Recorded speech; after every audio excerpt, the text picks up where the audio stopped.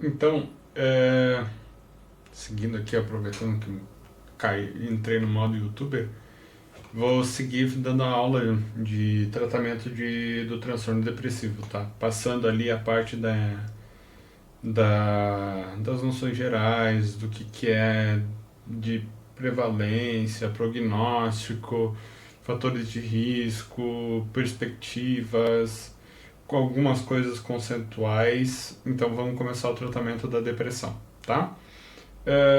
Tem algumas coisas que essa aula vai abordar vários aspectos. Vai abordar, a primeira parte é como a gente aborda inicialmente o paciente, o que a gente tem em vista e quais são as opções de tratamento para quando você pega o paciente a primeira vez de todas. E depois são para quando a primeira vez não deu certo, o primeiro remédio não deu certo. E o que se tem de alternativa caso as primeiras opções não funcionem. Então, meio que vai ser isso passo a passo. Saindo do mais básico para as decisões mais simples, para as decisões mais complexas e as potenciais decisões e raciocínios correlacionados a isso, tá bem? O objetivo geral do tratamento são vários, né? Mas em termos objetivos, a gente quer a remissão sintomática. Remissão sintomática, de maneira bem direta, é reduzir ou eliminar sintomas depressivos. Reduzir a nível de não virar uma síndrome. Se ela tiver tristeza, vai ser uma tristeza que não chega no ponto de ser uma depressão, uma anedonia leve, que é eventual, algum dia, pontualmente, se tem alguma alteração de sono pontualmente. Esse seria o zerar. O zerar é o ideal, mas pode ter sintomas que não chegam ao ponto de ser uma síndrome depressiva e isso já seria considerado remissão. O foco é sempre a remissão, não é só diminuir sintomatologia, o foco é remissão. Recuperação funcional, se conseguir voltar a atividades diárias, trabalho, tudo, querendo ou não, está muito relacionado com quanto a gente consegue fazer isso nos relacionamentos, trabalho, está muito relacionado à nossa autoestima de maneira geral.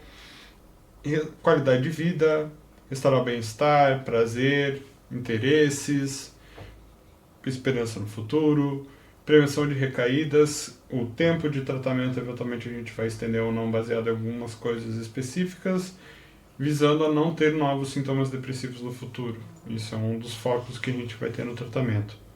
Autonomia do paciente, é sempre importante o paciente estar no centro da tomada de decisão, principalmente por conta de que o tratamento é longo, ele precisa entender a importância, ele precisa entender o porquê de tomar um remédio, por quanto tempo, quais são os colaterais, e quanto mais ele participar do tratamento, maior a chance de ele aderir, maior a chance do tratamento seguir de longos períodos e maior a chance de ser efetivo, de conseguir resolver.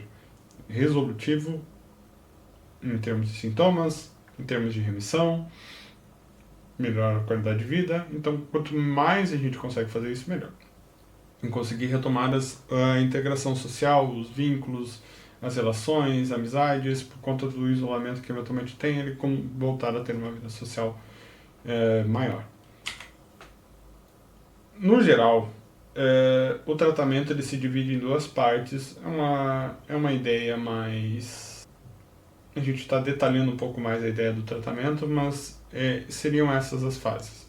A fase aguda são aqueles que os sintomas estão ativos. Geralmente, até a gente conseguir resolver sintomas em termos de medicação, é de 8 a 12 semanas. E o objetivo é reduzir de maneira significativa os sintomas depressivos, ou chegar na remissão, ou uma redução importante, que isso eventualmente no paciente com uma depressão crônica, que a gente vai chegar nos detalhes, mas talvez alguma expectativa que 50% seja algo importante.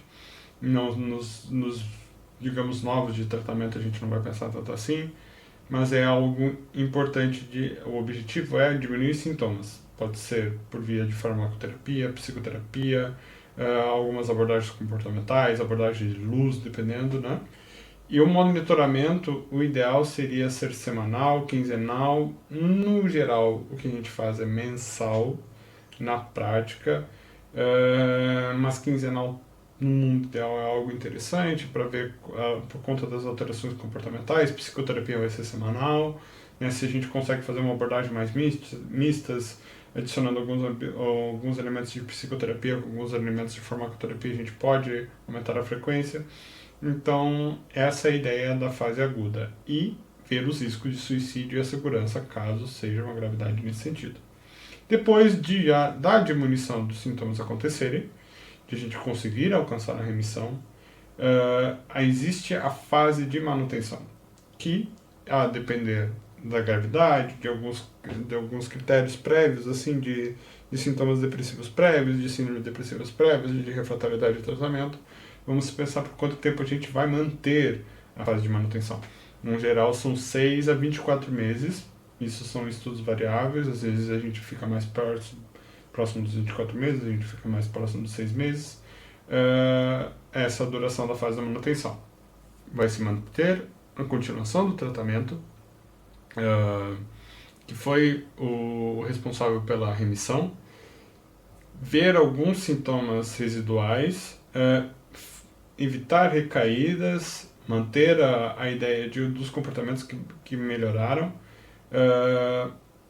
Se for o caso de alguma psicoterapia, pode ser estendida, o remédio não vai ser mudado, e tentar fazer com que seja aparado algumas arestas em termos da recuperação funcional e da qualidade de vida, alguma coisa do trabalho, alguma coisa de alguma relação pessoal, relacionamento conjugal, coisas que podem melhorar e que seriam mais abordagens gerais, assim.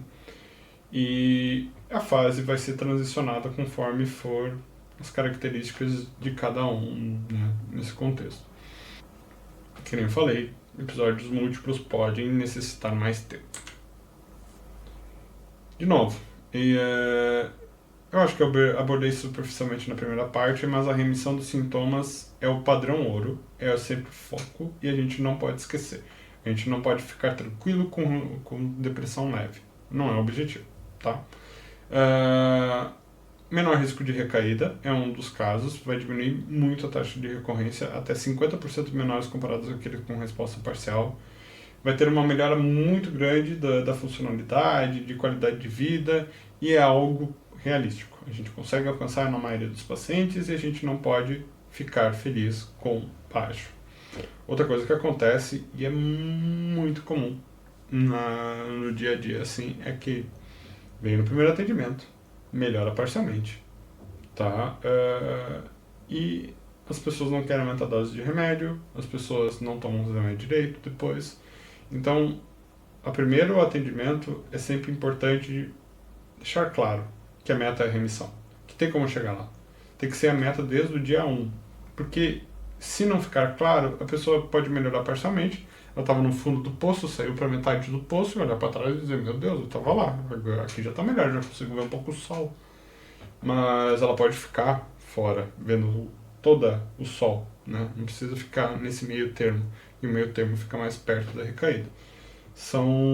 Isso provavelmente é o ideal do tratamento da depressão e a gente deve sempre focar nisso, tá? Na parte da manutenção, o tratamento dos sintomas residuais são importantes, tá? Insônia, tentar pegar cada um deles, né? Se caso tenha insônia, ali no foco dos benzodiazepínicos, não hipnóticos, ver alguma questão social profissional, se está algum estresse maior, ver alguma coisa que pode ser melhorada nesse sentido, pensar algo do TCC que possa otimizar alguma funcionalidade, tipo concentração, foco, organizar melhor a rotina, fadiga, pode-se pensar em exercício físico. Então, em monitorar os sintomas residuais para tentar zerar o máximo possível, e isso vai diminuir a chance de que volte a ter recaídas, volte a ter sintomas depressivos. Algumas questões de depressão que são importantes de pensar. Tem o transtorno depressivo persistente, que a gente vai ter uma ideia mais crônica. É como se a gente estivesse tratando um paciente com, por exemplo, pressão alta. Ele vai conviver com aquilo, a gente vai tentar diminuir os sintomas, mas ele sempre vai ser hipertenso, ele sempre vai ser depressivo. A gente gosta de depressão leve, a gente gosta de sintomas residuais. Nesse sentido, a gente vai ficar feliz. Feliz é uma palavra muito forte. Mas a gente vai entender que a gente pode ficar satisfeito com sair de uma depressão grave para uma depressão leve. Isso é um ótimo resultado no paciente depressivo persistente, tá? Então, melhorar a qualidade de vida, por mais que ele não tenha o mesmo ânimo, ele consegue manter uma funcionalidade boa no trabalho, ele consegue melhorar ter a relação com a família, ele consegue cuidar dos filhos, ele consegue ter um hobby que ele gosta, né? Jardinar, consegue cuidar do jardim, pensar coisas nesse sentido, né? Essas expectativas realistas diminuem as frustrações, tanto de pacientes quanto familiares. Então, deixar um pouco claro quando chega nesses pacientes mais depressivos crônicos que a gente vai ficar feliz com resultados menores e os resultados menores a gente vai tentar transformar em um pouco maiores e um pouco maiores, e essa é a grande questão. E nesses persistentes, quanto mais combinação de intervenções, a gente vai ter mais chance de sucesso em diminuir os sintomas, né? Aqui, pensando, são coisas gerais que a gente vai sugerir, e isso independe do paciente depressivo. Tirando a terapia de luz, que é uma questão de alguns pacientes específicos de depressão sazonal, exercício funciona. E caminhar, meia hora, 40 minutos, já funciona um monte. Não precisa virar crossfiteiro, tá? Maratonista, não é esse o ponto. Fazer mais atividade já significa muita coisa. Tem essas questões de dieta do Mediterrâneo, ômega 3, mas eles podem reduzir sintomas, mas não é algo assim, ele fica muito próximo de dietas normais assim no placebo, mas fica a sugestão assim, dietas mais saudáveis podem ter uma influência na depressão. Higiene do sono, melhora 60% dos sintomas depressivos, ver como essas intervenções elas são bem mais estatisticamente significativas que a dieta. E aqui, mindfulness também tem uma evidência mais baixa em termos de tamanho de efeito, mas acaba podendo ajudar em alguns sintomas residuais, tipo atenção, foco e ansiedade, tá? Se o primeiro paciente a gente vê e ele tem sintomatologia leve, o tratamento preferido é psicoterapia e mudanças comportamentais, tá? A psicoterapia ela funciona tanto quanto farmacoterapia nesses casos, por não ter efeitos colaterais. Psicoterapia não tem efeito colateral na maioria dos casos, for um funcional muito ruim, né? Mas no geral não vai ter efeitos colaterais. Então a medicação ela vai ter colaterais e medicação, isso inclusive é questão de prova, a medicação é equivalente ao placebo em sintomas leves. Então não quer dizer que não funciona. Veja bem, é que funciona equivalente a placebo, ou seja, tem um efeito limítrofe. E então a gente vai deixar como uma opção e não como a primeira linha. Exercício, falando mais ou menos que nem aquilo que a gente falou, intervenções guiadas de saúde tem tipo meio que como se fosse uma TCC guiada, tipo durma bem hoje, faça tempo para fazer coisas positivas. Tem algumas abordagens de TCC que tem essas intervenções digitais que acabam meio que fazendo no dia a dia. Tem alguns programas que são vendidos até bem carinho, então que podem ser utilizados como essas intervenções. Depressão moderada, tá? Aí a farmacoterapia fica mandatória. A gente não vai ficar só com a psicoterapia. Se puder combinar as duas coisas, ótimo. Mas a farmacoterapia fica sempre como uma recomendação, tá? Ela é mais eficaz que a psicoterapia aqui já nesse quesito, tá? Tanto para humor deprimido, pensamentos suicidas, ansiedade. Então, no geral, funciona muito. A psicoterapia sempre vai funcionar de maneira melhor a longo prazo, tá?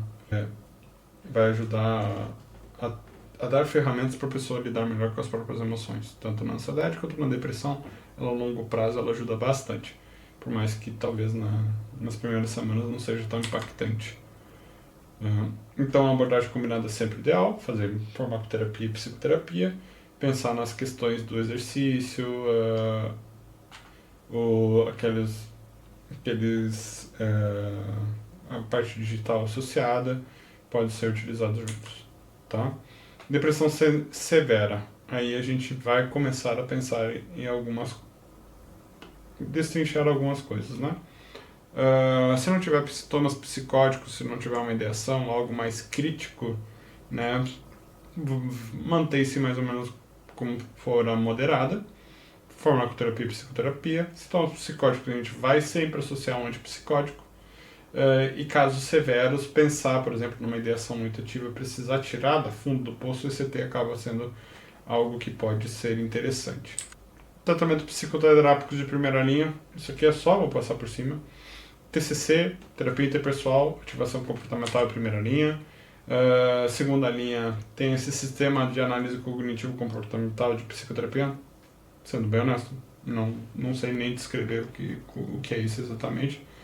Tem a terapia cognitiva baseada em mindfulness, terapia de resolução de problemas e... vai ser? Vai ficar? Vai ficar. Tá. Não fica, filho. Vai tomar conta. Vai lá, Michu. Tratamentos psicoterápicos de segunda linha, psicoterápica dinâmica de curto prazo, acaba sendo. Transdiagnóstico de transtornos emocionais, aqui eu só vou citando. Terapia de aceitação e compromisso, a terceira linha. Psicoterapia de psicodinâmica de longo prazo, terapia cognitiva, entrevista motivacional. Farmacoterapia para transtorno depressivo. Aqui começa, tá? Que geralmente aqui que é o nosso chão. Só a gente pode fazer isso aqui, né? Então, tem 31 antidepressivos no CAMAT, que ele contabiliza como efetivos, e 17 desses são considerados primeira linha. A primeira linha são aqueles que tem poucos colaterais e o tamanho de eficácia é importante. Então, são aqueles que vão ter baixos colaterais e vão ser bem efetivos.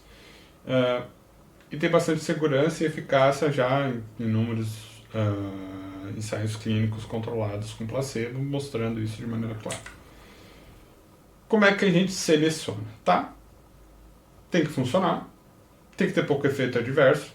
Eventualmente, quais são os efeitos adversos importantes? A gente vai pensar um ou outro.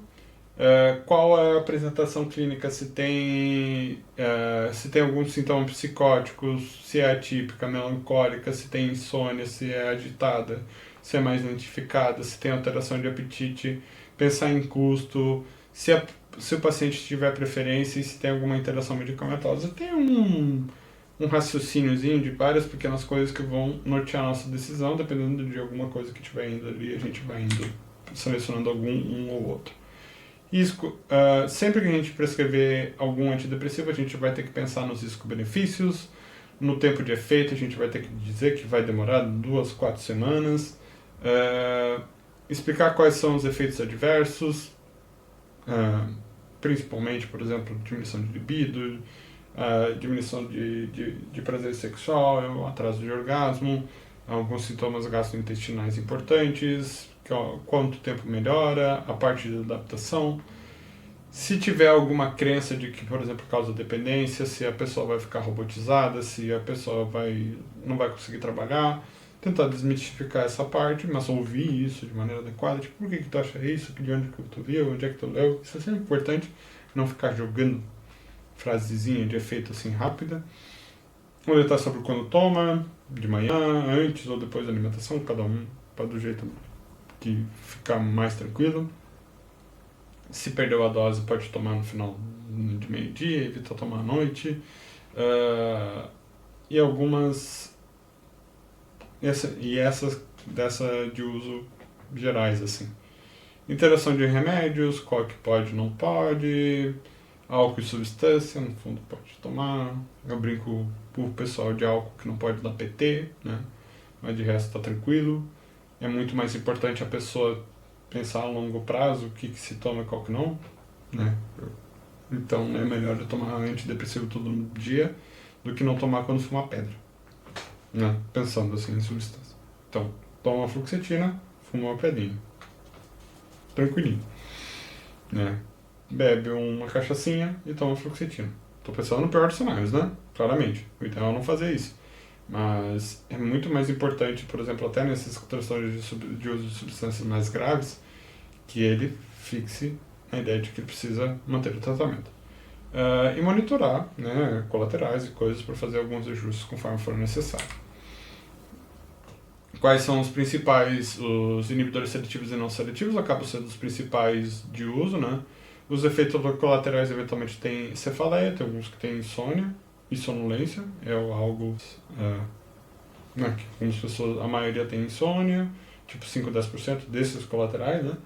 E tem alguns que têm sonolência, que é um pouco mais raro, mas eventualmente acontece. Ganho de peso, especialmente paroxetina. Isso é uma coisa interessante, que todos... antidepressivo não dá ganho de peso, tá? Mas existe em torno de 1 a 2 quilos por ano, tá? Não é um ganho de peso significativo, a paroxetina realmente dá mais. E não se sabe, o que se questiona é que talvez exista, quando tu pega na depressão, tu tem uma perda de peso antes, e quando tu chega na depressão, tu tem um reganho, né? Mas tem alguns estudos que trabalham esses vieses, ali no Camacho ele fala que tem alguns estudos que trabalham, tentam tirar esses vieses e parece ter um ganho de peso de todos, né? Ele é baixo, ele é 1 a 2 quilos, algo reversível de uma maneira com baixa intervenção, assim, uma dieta mais breve já conseguiria retomar o peso anterior, mas que não inexiste, né? Em algumas continuação e descontinuação tem alguma sensação de tontura, sensações de choque em pele, e aqui a parte dos distúrbios gastrointestinais, tipo queimação, diarreia e disfunção sexuais, que são os mais comuns. Esse aqui gritando, mais comum, 50% a 60%, isso aqui acaba sendo 5 a 10%, mais ou menos, até um pouco mais, e alguns sintomas depressivos, principalmente no início, mas acaba sendo menos comuns, tá? Antidepressivos cíclicos tem sempre, principalmente a partir de 45 anos, tem que fazer eletro por conta de alterações de conduções. Boca seca, constipação e sedação, clássico. Esse aqui todo mundo tem. Tremores, visão turva. Os tricíclicos, eles alteram o foco, assim. A pessoa está olhando para um lado, ela vai olhar de novo, ela tem um delayzinho, principalmente programador, pessoal que trabalha. A gente trabalha muito com tela e isso vai dando uma irritada, assim. Se a gente olha para o lado, olha para trás de novo, fica tonto. Olha para lá, tem gente que reclama.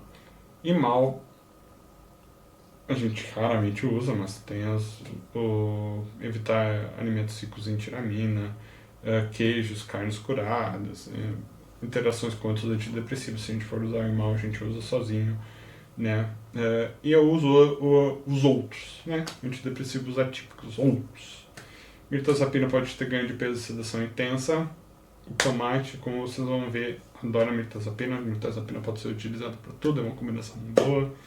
A gente sempre vai preferir nas combinações de depressivos provavelmente um desses e um desses. A gente vai misturar mirtazapina com sertralina, a gente vai misturar bupropiona com venlafaxina, a gente vai misturar vortioxetina com duloxetina. Então, esses aqui acabam sendo interessantes nesse quesito. Bupropiona tem baixo impacto sexual, risco de convulsões e dose altas, mas aumenta a irritação em alguns casos também, mas no geral ele é um dos que tem maior aceitação. Não tinha essa informação antes de rever esse no último Camacho, eu achei bem interessante essa parte. Trazodona tem sedação extrema, priapismo é raro. No geral a sedação é meio parecida e pode acontecer de qualquer forma, assim, dependendo de cada indivíduo. E vortioxetina tem baixo impacto sexual e tem bastante colateral, assim, de náusea, gastrointestinais, no geral, acaba pegando um pouco mais. A gente sempre vai... Eu falei isso de antes, mas a gente sempre vai falar sobre os efeitos colaterais antes de que eles aconteçam. Não vamos achar, não, vai dar tudo certo, vai ser incrível, vai ser ótimo. Não, é melhor sempre dizer, tá? Dificilmente, só se for muito hipocondríaco, às vezes a gente vai pensar em não dizer. Mas no geral é sempre importante dizer para dar nome às coisas, tá? Aqui tem uma questão muito interessante do Camacho, só que ele não explica tão bem de onde tirou essas fontes. Mas existem alguns medicamentos que têm 5 a 10 pontos percentuais de melhor resposta, que são bupropiona, escitalopram, mirtazapina, paroxetina. Chocado, né? Mas enfim. Sertralina, venlafaxina, vortioxetina, um remédio recentíssimo para eles fazerem uma informação, e a gomelatina, que talvez seja a parte mais crítica desse camate. Sempre que verem gomelatina nesse camate, fique um pouco com o pé atrás, assim, talvez não seja tudo isso. Mas eles acabam tendo 5 a 10 pontos percentuais de resposta, né? E a gente vai tender a escolher esses, tá? Antes dos outros. E também por conta dos colaterais, tá? Escitalopram e vortioxetina, de novo, vortioxetina um pouco chocado nesse sentido, oferecem maior tolerabilidade. Bupropiona são superiores para fadiga e cognição. A gomelatina tem essa questão do sono, tá? Que ele pode ajudar, mas, de novo, sempre que eu ver a gomelatina, esse texto aqui é baseado no camate, mas só veja com cuidado tudo que eu vou falar de gomelatina. Não vou eu dizer que não, mas o pessoal essa é a maior crítica desse novo camate, assim, de maneira geral da ala psiquiátrica. E a seleção deve ser baseada no perfil, comorbidades, experiências prévias e monitoramento, tá? Outras coisas de interação, fluoxetina, fluvoxamina e paroxetina vão ter interação no citocromo P450, pensar em anticoagulantes, anticonvulsivantes, antipsicóticos, a gente vai repensar um pouco, tá? Por exemplo, clozapina. Clozapina vai ter uma interação grande, às vezes vai aumentar a sedação, vai aumentar colaterais, então a gente vai repensar. Sertralina e escitalopram vai ter menos interações, tá? Risco cardíaco, pensar menos em tricíclicos em escitalopram, tá? Tricíclicos não foi dito tanto aqui nessa parte, porque não é tão utilizado, mas a gente acaba pensando nisso também. Alguns vão ter que fazer exame, monitoramento hepático 3, 6, 12 e 24 semanas, então mais alguma coisa. Evitar álcool, né? Em antidepressivos sedativos principalmente. Everett São João funciona, e pensar nessas interações. E mouse tem que ter alguns períodos específicos de washout de antidepressivos ou para trocar. Então não dá para fazer uma troca um por outro, né? E gestantes, idosos e pacientes com comorbidades, cada um deles, dependendo de como for, avaliar de maneira mais específica. Aqui tem uma tabelinha de colaterais. O que fala mais de minha parte nesse sentido é que a sertralina tem poucos colaterais. Cadê o escitalopram? Escitalopram é ridículo. É ridículo. Ele tem muito baixo colateral. Escitalopram tem alguns que não está pontuado, mas também é mais baixo. Fluvoxamina, que é vendido como um grande remédio, tem bastante colateral aqui, de maneira geral. Desvenlafaxina é menorzinho, tá? A grande problema da desvenlafaxina, por mais que eles que vão defender bastante no camate, principalmente por conta dos efeitos colaterais sexuais, é que não funciona para ansiedade.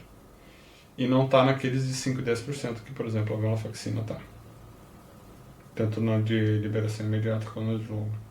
E aqui ele ressalta que tem bem menos colaterais na de liberação prolongada. Tá? Aqui, ó, bupropiona destruindo em baixos efeitos colaterais. Mirtazapina não tem tanta essa variação de efeitos colaterais, o Lazidona nunca prescrevi na minha vida, e vortioxetina com baixos efeitos colaterais aqui, tá? Aqui é outra tabelinha interessante que tem no camate, principalmente na questão das coisas que mais são as queixas principais, né? Aqui é eficácia, citalopram, e paroxetina como mais eficazes. De aceitação, geralmente a sertralina, fluoxetina, escitalopram. Interações, tirando o escitalopram com essa parte do QT, o escitalopram tem poucas interações, fluoxetina, paroxetina tem bastante interações, a sertralina fica no meio do caminho, mas não sei exatamente porque, acaba não tendo muita interação também.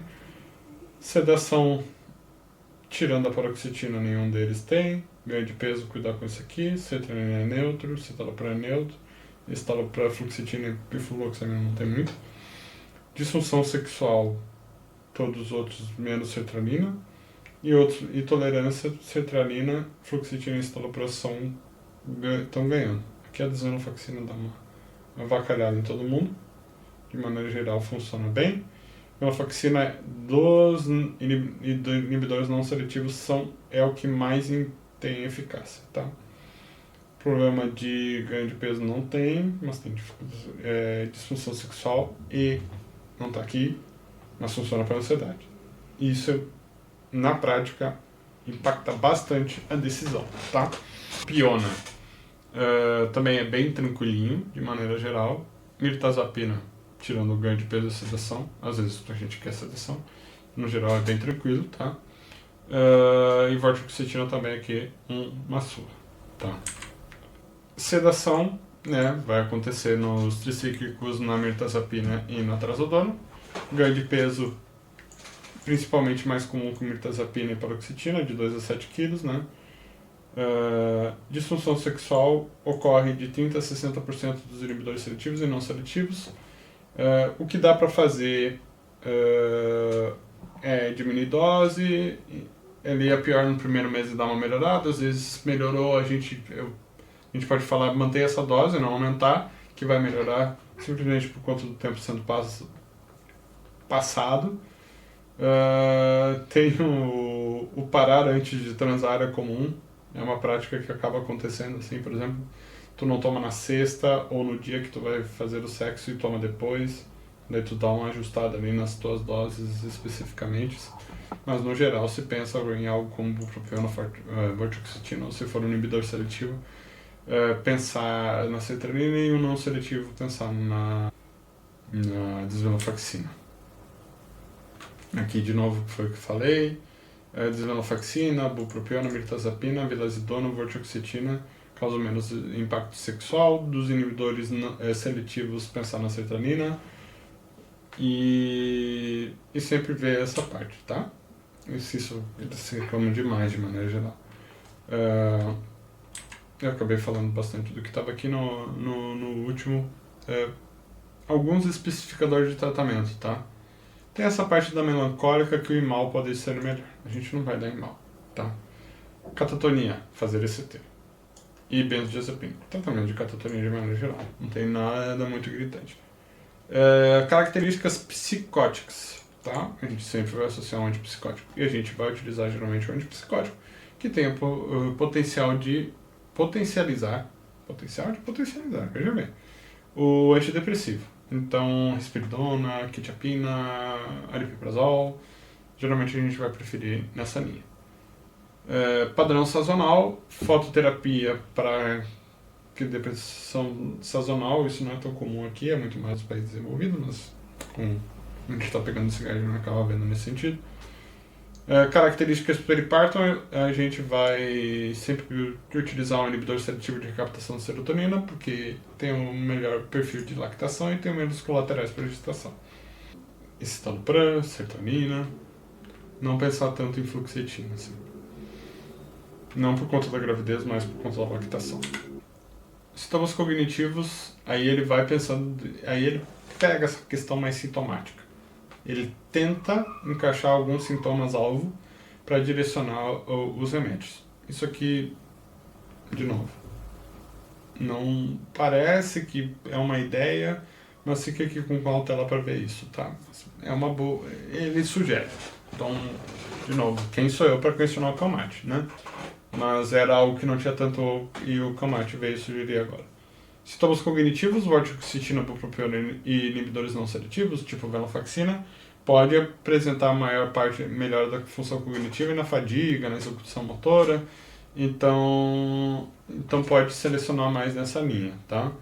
Dor associada, pode pensar em duloxetina ou venlafaxina, tá? Como medicação de preferência. Energia e fadiga, também um não seletivo pode ser a ideia de tratamento. Anedonia como dimensão sintomática, isso ficou nessa parte do tratamento que como ser um norteador principal em termos de impacto. Quando eu li o Calmate, eu até hoje não sei ao certo porque que não deveria estar na primeira parte, mas é por conta dos remédios que ele fala que bupropiona e vortioxetina pode ser mais para essa parte da anedonia, mas a anedonia é como um dos principais marcadores de evolução de depressão e de prognóstico de depressão. E como bupropiona e vortioxetina parecem ir mais nessa parte, assim, se tu pensar alguém que está com mais anedonia do que outras coisas, talvez tu possa escolher bupropiona e vortioxetina antes. E ativação comportamental. Tá aqui. Como algo importante. O exercício físico e outras coisas que vão aumentar o prazer. Agora vem a segunda parte, tá? Resposta insuficiente ao tratamento. O que é uma resposta insuficiente? Né? É tu chegar a não diminuir menos de 50% em 8 semanas. Outra questão é tu também menos de 30% em um mês, tá? Que a gente vai pensar em trocar um antidepressivo. Apenas de 1/3 dos pacientes consegue alcançar a remissão completa dos sintomas nesse tempo, tá? Então, que não alcançam remissão, mas que sejam melhor de 50%, que não chegam nos 50%, a gente vai trocar o tratamento farmacológico. Peraí, estou me perdendo. Para pacientes que não alcançam a remissão inicial e recebem o segundo tratamento, ou seja, tentou o segundo, apenas 1/4 alcançará a remissão. A remissão vai ficando cada vez mais improvável conforme a gente tentativas. Ela vai ficando improvável, não vai ficando impossível. E não quer dizer que não diminua os sintomas, né? Aqui, cada nova tentativa de tratamento caindo mais de 15% após a terceira tentativa de medicação. 15% na terceira, mas assim, sempre é possível, né? Lembrando isso. A resposta inadequada ao tratamento está associada ao maior risco de recaída. Outra coisa. Não responder a tratamento não é parou por colateral, tá? Tentou por 1 mês, 2 meses e não funcionou, né? A resposta inadequada ao tratamento está associada a maior risco de recaída, maior comprometimento funcional e aumento de custo de saúde, enfim, redundâncias, e fatores como a adesão ao tratamento, dosagem adequada, duração e colaterais, comorbidades podem influenciar as taxas de resposta em remissão. Outras coisas que pode acontecer, a gente não está tratando a doença certa, né? Se a gente tem alguma comorbidade associada, como ansiedade, transtorno de humor bipolar, algum transtorno de personalidade pode aumentar, e algumas doenças crônicas podem aumentar a diminuição de tratamento, né? Algumas questões financeiras, estressores agudos, dosagens, pode também fazer com que algum remédio não dê a resposta ideal. Tipo, tu melhorou um remédio, melhorou em 1 mês, no outro teve uma perda familiar, vai ter uma piora. Ou teve enchente, por exemplo, ano passado, vai ter alguma influência nesse sentido. E a variabilidade farmacogenética vai fazer com que o remédio funcione melhor para um, para o outro, e isso também é uma das questões que pode ter uma melhora ou piora de resposta dependendo do tratamento, tá? Então, depressão refratária ao tratamento. Isso é uma definição, tá? É quando não responde a 2 ou mais antidepressivos e por 4 a 8 semanas. Tá? 2 antidepressivos por 4 semanas, beleza. 2 meses, tomou 2 meses, um mês outro mês outro, já é refratário ao tratamento. Isso é muito mais para definição de gravidade, tá? E de perspectivas de maneira geral. E o que é não responder? Que a redução de sintomas foi menor de que 50% dos sintomas depressivos. Aí, quando avaliam isso, não está avaliando necessariamente abordagens psicológicas, neuromodulação. Isso é muito mais relacionado ao remédio, mas é como a gente vai pensar, tá? De maneira geral. Os pacientes que são refratários ao tratamento vai ter maior risco de suicídio, vai ter mais chance de hospitalizações, todas aquelas questões, as comorbidades associadas.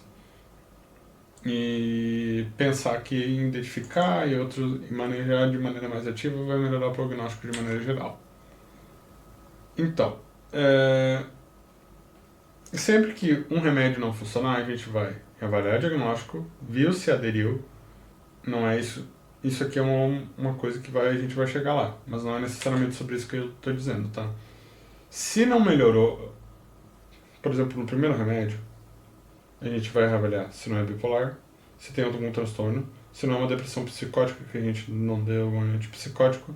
Tomou um remédio? Não tomou? Tomou quanto tempo? Quais dias? Esqueceu bastante? Se tem alguma outra questão, tipo, por exemplo, alguma disfunção de tireoide, anemia, a gente vai pensar em pedir algum exame nesse sentido. Às vezes não é fator, a gente não precisa pedir inicialmente, mas conforme for evoluindo, talvez seja interessante pensar e ver alguma questão de trabalho, assim, vida real, burnout, trabalho fudido, talvez seja e família complicada, seja dificuldade financeira, com certeza, são os maiores fatores de risco no Brasil, assim, disparado. Teste farmacogenético, só para vocês falar, eu ouvi falar, existem vários, são caros, era para ser eficaz, oferecer insights, mas não está demonstrando que funciona por enquanto. A gente não encontrou nada muito resolutivo nesse sentido. Pensando, tipo, tu tentou um, então vamos fazer um teste farmacogenético para direcionar ao segundo. Se o remédio primeiro funcionou mais ou menos, a gente vai aumentar a dose. E funcionar mais ou menos é uma resposta de 30% a 50%. Tá, se funcionou menos de 30%, a gente não vai pensar nisso. A gente vai aumentar a dose dessa medicação. Se não houver essa resposta de 30% a 50%, a gente vai trocar para o outro antidepressivo e depois, só quando fica refratária, que a gente vai tolerar respostas mais baixas de antidepressivo de maneira geral. Então, a gente vai considerar na troca de antidepressivo, a gente vai pensar em talvez de outra classe, mas depois a gente vai entrar nisso. Se tem se otimizou a dose, melhorou, mas ainda tem alguns sintomas residuais, pode ser que a gente possa utilizar uma medicação adjuvante, tá? Depois você vai ter o passo a passo melhor pra gente ver isso. E alguns tratamentos psicológicos de neuromodulação com alternativas para complementar o tratamento. Tá? Um outro detalhe, existe essa definição de melhora precoce, redução de 20% ou mais dos sintomas em uma escala nas primeiras 4 semanas. Então melhorou rapidinho, isso é um ótimo preditor de melhora, principalmente nas 2 primeiras semanas. E é uma predição boa de resposta e de melhora de tratamento de maneira geral. Eu colei assim, tá esquisitinho, mas é isso. Não funcionou, a gente, por exemplo, tomou o remédio, não funcionou, a gente vai trocar para outro depressivo se tem problemas de tolerância com o depressivo inicial. Principalmente nisso a gente vai trocar quando tem algum colateral. Vai pensar em outro depressivo, pensar de outro mecanismo e pensar nas escolhas no superior. Por exemplo, venlafaxina, se estava com um estalopram, vai pensar na venlafaxina que é de outra classe. Ou vai pensar em mirtazapina. E segunda linha, se a primeira não tentar, pode pensar se não tentou, pensar em algum outro nesse sentido. A decisão sobre troca e ajuste é aquilo que eu falei superficialmente, deve ser entre aumentar a dose e mudar. A troca para outro depressivo se tem colaterais, o paciente não tem uma resposta adequada, se tem um histórico de melhor resposta com o outro ou se tem interações medicamentosas conflitantes. Se tem uma resposta parcial sem efeitos colaterais significativos, o aumento da dose geralmente é a primeira escolha. Tá? Essas porcentagens que eu falei de 30% a 50%, ele entra, assim, eles sugerem em alguns casos, mas esse é o conceito geral. Tem uma resposta parcial, a gente vai aumentar a dose. Tem uma resposta baixa ou inexistente com colateral, ou parcial com colaterais significantes, a gente vai pensar em trocar. Então, aquilo que a gente falou, antidepressivo, pensar em alguma outra classe, tá? Não manter a mesma classe.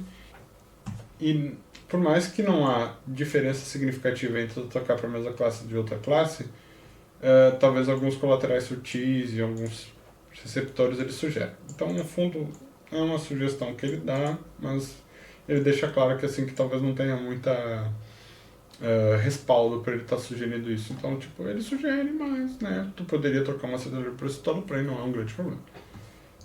Pensar na mesma questão que tu viu na primeira, idade, comorbidades e outras coisas para pensar na primeira escolha, tu vai pensar agora. Em mal cíclicos vão ser segunda e terceira linha, a gente vai ser só para super refratários, a gente vai pensar neles, a gente não vai pensar de maneira geral. Pensar em deixar uma medicação associada. Quando tem resposta parcial para o antidepressivo, ele é bem tolerado. É isso. O antidepressivo funcionou, a gente vai associar. Principalmente naqueles mais refratários. Por exemplo, tentou escitalopram, sertralina e agora está na venlafaxina, funcionou 50% e 60%, está numa depressão leve, medicação adjuvante. Tá? E aí a primeira linha é a aripiprazol e brexpiprazol. A gente vai chegar lá e tem os outros aqui de segunda linha que vamos detalhar agora. Trata sintomas residuais e alguma outra coisa direcionada que tu pode pensar, por problema de sono, ansiedade, alteração de apetite. Tu pode direcionar alguns sintomas que o antidepressivo tu não consegue. Talvez menos colaterais em doses mais baixas. Aripiprazol, teoricamente, é um remédio com baixo efeito colateral, apesar da catisia ter uma queixa importante, né? E acaba ajustando um pouco a tolerabilidade. Se o antidepressivo, por exemplo, é um problema a tolerância, aumenta a flexibilidade do tratamento e acelera a resposta terapêutica, tá? E, por exemplo, se tu chegou à remissão, não quer parar o remédio por conta da libido, tu quer reduzir e associar um aripiprazol, por exemplo. Pode ser, tá? São coisas que dá para fazer. Ou baixar um antidepressivo associar um propiona. Também dá. Então, e os problemas são os mesmos. Daí tu vai pensar em outros colaterais que talvez sejam problemas, por exemplo, peso, cognição, função sexual. Se tu pegar algo mais sedativo vai influenciar. Alguns desses vai aumentar o custo, algumas interações maiores, vai ter mais complexidade, porque tu vai pensar em colaterais juntos, né? E eventualmente tu vai ter que tomar em 2 horários diferentes e isso pode dificultar a adesão. Então, essa é uma das questões que vai pensar muito. A gente vai ficando meio repetitivo no que eu vou falando, né? Por isso que eu vou pulando rápido. Então, pensando nos sintomas residuais, acaba pensando o tratamento adjuvante a gente pode direcionar. Por exemplo, se a pessoa tem problema de sono, talvez tu pense na quetiapina. Se tem problemas de anedonia, tu tá colocando sertralina, resolveu muito e ainda tem alguma anedonia, tu vai pensar na bupropiona. Então, nesse sentido, tu pode ir pensando nessa ideia, insônia, tu pode direcionar com adjuvante alguma questãozinha aqui, ânimo, alguma outra, e isso pode sendo pensado, tá? Os moduladores de atividade de serotonina e dopamina, é o jeito bonito de falar de aripiprazol e brexpiprazol, tá? A dosagem geralmente é 5 mg, podendo chegar até 10, não precisa aumentar até 10. Eles são bem tolerados, eles têm poucos efeitos colaterais, tá? E eles são bem eficazes de maneira geral. Quetiapina e risperidona na classe dos antipsicóticos, eles também são opções, mas tem mais colaterais, então a gente vai escolher depois, tá? Então, a única questão é tipo o efeito da catisia, se tem alguma sedação relacionada, e se tem algum problema nesse sentido, a gente pode tentar ver se a gente vai seguir ou não. No geral, é bem tranquilo. Aripiprazol dificilmente alguém reclama. Aqui da catisia, ganho de peso moderado, abaixo. Mas o Brix e a aripiprazol, teoricamente, tem bem baixo ganho de peso. E sonolência, náuseas, enfim, pode ter alguns colaterais. Olanzapina, né, vai ter ganho de peso e tudo. Mas acaba sendo um de segunda linha ali também. E a gente acompanhar esses colaterais. Alguns antidepressivos que pode pensar com adjuvantes, tá? Aqui são as opções no geralmente. Aquilo que eu falei lá no começo. Quando tu pensar em associar, tu vai pensar em associar um atípico e um inibidor seletivo, um atípico e um inibidor não seletivo. Bupropiona, melhora de energia e função sexual, benefício para o sono e apetite, tu vai pensar numa mirtazapina. Tu pode pensar em associar uma trazodona numa dose antidepressiva caso tenha alguma insônia, por mais que teoricamente não dê tanto efeito em insônia em 150 mg, tu pode pensar. E tu vai pensar caso o ganho de peso seja muito importante, tu vai pensar numa bupropiona. Tu vai ter interações medicamentosas que são mais previsíveis, que são parecidas, né? Não vai ter tanta quetisia, se a parte do aripiprazol seja problema. E o risco de ganho de peso vai ser bem diminuído por conta de não utilizar alguma das outras medicações. Isso eu acabei já falando, né? Aí vem outras coisas que acabam sendo segunda linha para otimizar, tá? Em termos de ketamina intravenosa, ela vai funcionar, ela vai ser de curto prazo, ela vai gerando tolerância a longo prazo, tá? A gente utiliza principalmente quando a gente quer tirar do fundo do poço de maneira mais rápida, quando está num sofrimento muito grande. É um recurso que pode ser utilizado, tá? Esketamina intranasal vem se mostrado recentemente como um promissor, mas é muito mais caro e não faz muito sentido pensando que tem a possibilidade da ketamina intravenosa, com todo respeito, tá? De novo, aqui ele vai dizendo que a intravenosa age mais rapidamente, pode levar alguns dias para a esketamina. Acessibilidade e necessidade de monitoramento vão restringir, o alto custo da esketamina é ridículo. E vão precisar de monitoramento intensivo para aplicação, incluindo controle de pressão e avaliação dos efeitos dissociativos. Uma alternativa, são coisas que funcionam. Aqui a gente vai ficando do raro, tá? De coisas que pode acontecer e de funcionar, tá? Aí, lamotrigina como adjuvante, ele pode utilizar potencial a partir de 200mg, mesmo as questões do bipolar, cuidar da síndrome de Stevens-Johnson, aumentar devagarinho, fica como um potencializador de maneira geral e talvez tu utilize quando tu tiver dúvida quando é um bipolar. Estimulantes, tanto modafinil como ritalina, tá? Pensar no abuso de dependência, principalmente na ritalina, mas no geral eles funcionam de maneira razoável, não é tão grande assim, mas fica pensando. Eu geralmente penso quando tem essa questão de eficácia pessoal, que eu acho que a ritalina funciona bastante, assim, tipo, é como se fosse a mesma ideia da bupropiona, né? A gente usa mais a bupropiona, mas acaba sendo um potencial remédio. Modafinil, um dos estimulantes, né? Tem melhora cognitiva, pode ser estimulante, é um estimulante que pode ser utilizado. Pensar nos colaterais da cefaleia, náusea, aumento de ansiedade, um pouco mais transitórios de maneira geral, e não tem menor perfil de abuso comparado a outros estimulantes, tá? 100 a 200mg pela manhã, no geral, são as doses mais comuns. E eu vou falar sobre ritalina. Tá. Ritalina também é um estimulante que pode ser utilizado, tá? Geralmente 10 a 20mg, Venvance, por mais contraditório que pareça, não parece ter tanta evidência assim. Ficou de fora aqui. Lítio funciona como adjuvante, T3 funciona como adjuvante. E, olha só, o lítio geralmente como adjuvante pode ficar entre 6 e 8, tá? Só, claro, quando tu tiver dúvida se é um bipolar ou unipolar, tu tá tomando lítio, aí tu deixa na dose do unipolar também. Aí o T3 pode ser potencial. Nunca dei T3 na minha vida, não sei nem quais doses são. Mas podem ser utilizados como adjuvante, tá? Pramipexol pode ser utilizado como adjuvante, tá? Muito esquisitos, né? Eu lembro mais do pessoal do Parkinson tomando Pramipexol e pode ser utilizado de 0,5 a 5mg. Eu nunca vi uma prescrição de Pramipexol para depressão na minha vida. Fica aqui vocês vendo que pode ser que funcione, tá? Gato? Pramipexol. É isso. Cannabis, tá? Não tem evidência, não dei. Resumo. Tratamentos psicológicos são os mesmos dos outros, tá? Mas caso tu não tava pensando em fazer um tratamento psicológico antes, quanto menos o antidepressivo tu tá pensando mais, tu pensa, poxa, talvez a gente associe uma terapia aqui, tá? Quer adicionar algum comentário? Aí tem essa, de novo, aqui a gente vai indo pro raro do raro, né? Psicoterapia assistida por psicodélicos parece ser promissor, né? Em depressões refratárias ao tratamento, mas ainda está numa questão de estudos ainda, Vamos ver se funciona ou não.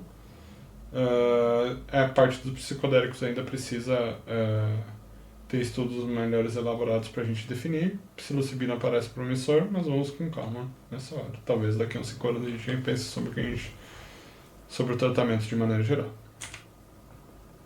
Aí tem os tratamentos de neuromodulação. Vou passar por cima, só para vocês saberem que existem. Fica com um adjuvante assim, de terceira linha, assim, pela complexidade e tudo mais.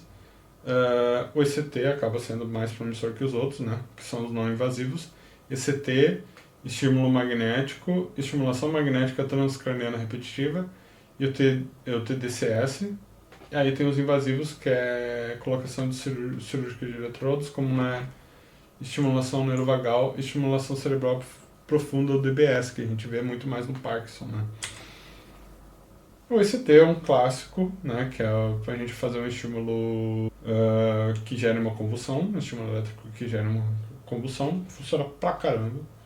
A gente faz sobre anestesia geral, o problema não é o que funciona, e nem os colaterais, é que depois de um tempo ela para de funcionar. Então por isso que às vezes a gente tem que fazer de manutenção. Mas para tirar da depressão não tem nada melhor. O paciente com mais catatônicos, depressão severa, a gente vai pensar. Tem os estigmas sociais para a gente não repensar um pouco o uso. Geralmente de 6 a 12 sessão. E depois pode ser espaçado de uma semanal, quinzenal, conforme for indo de manutenção, para manter os sintomas. Mas no geral a gente deixa de 6 a 12 sessões e tenta fazer testes assim para ver se mantém a melhora sem. Tá? Eu acabei. Essas outras acabam sendo muito mais secundárias, tipo a estimulação elétrica transcraniana repetitiva, o estímulo elétrico magnético, a estimulação transcraniana por corrente direta e o nervo vagal e cerebral. Passando superficialmente sobre isso, a terapia de estímulo magnético ela tem baixa evidência, quase zero. A estimulação magnética transcraniana parece funcionar, mas é um adjuvante muito pouco significativo, assim como o TDCS. E essas aqui também, ainda muito incipiente, com possibilidades de efeito, mas muito baixas, tá? Acho que isso foi tudo de tratamento, tá? De novo, uma visão geral. Recomendo muito ler o Camate, assim, tem uns detalhezinhos ricos, para pegando pontualmente cada coisa. E fico aberto a dúvidas aí no dia a dia, tá bem?